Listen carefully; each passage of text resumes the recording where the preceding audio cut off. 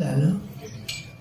सगळ्या महाराष्ट्रामध्ये उपमुख्यमंत्री या नात्यानं आज सगळ्या महाराष्ट्रावर एक शोककळा पसरलेली आहे.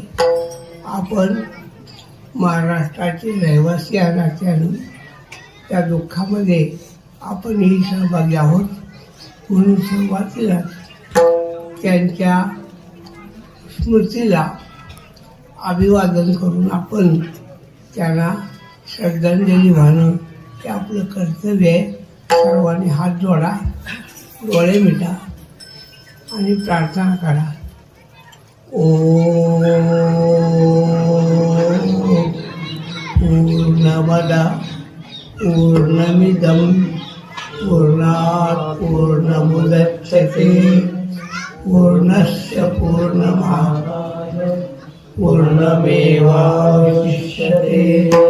ओम शांती शांती शांती. ठरव.